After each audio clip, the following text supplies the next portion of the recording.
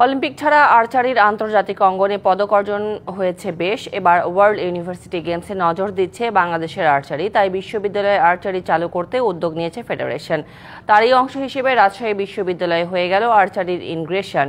বিশ্ববিদ্যালয়ের আর্চারির উন্নয়নে সব ধরনের সহযোগিতার আশ্বাস উপাচার্যের। তীর ধনুক হাতে রাজশাহী বিশ্ববিদ্যালয়ের উপাচার্য পছন্দের খেলাটা এতদিন শুধু টিভিতে দেখেছেন, আজ হাতে নিয়ে নিজেই খেললেন। দেশে আর্চারির পরিধি বাড়ানো আর ওয়ার্ল্ড ইউনিভার্সিটি গেমসে আর্চারির পদক চায় বাংলাদেশ, তাই আজ থেকে রাজশাহী বিশ্ববিদ্যালয়ে শুরু হলো আর্চারির পদযাত্রা।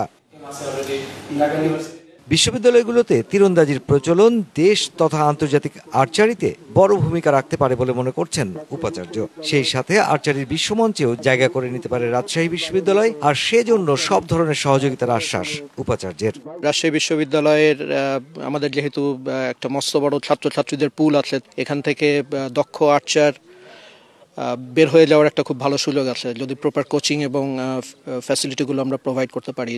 উৎসবের খুশি হবে নগদে বেশি, কারণ ঘন্টায় ঘন্টায় আছে গিফট জেতার সুযোগ।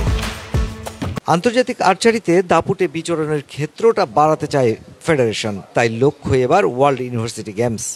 আমরা যদি অলিম্পিকে খেলতে পারি, আমরা এশিয়ান গেমসে খেলতে পারি, আমরা যে সাউথ এশিয়ান গেমসে খেলতে পারি, হোয়াই নট ইউনিভার্সিটি গেমস? যেহেতু আমরা অন্যান্য জায়গায় আমাদের শ্রেষ্ঠত্ব দেখাতে পারছি, ইউনিভার্সিটি গেমস লেভেলেও আমরা এটা দেখাতে পারবো ইনশাল্লাহ। বাংলাদেশের প্রথম অলিম্পিয়াড সাইদুর রহমান ডন থেকে শুরু করে হালের শিরিন আক্তার, এই সমস্ত ক্রীড়াবিদরা যারা বাংলাদেশের জন্য সম্মান বয়ে আনছেন এবং এনেছেন, তাদের সবারই গোড়াপত্তনটা কিন্তু এই রাজশাহী বিশ্ববিদ্যালয়ে। এবং সেই রাজশাহী বিশ্ববিদ্যালয়ে আজ উদ্বোধন হলো আর্চারির প্রশিক্ষণের।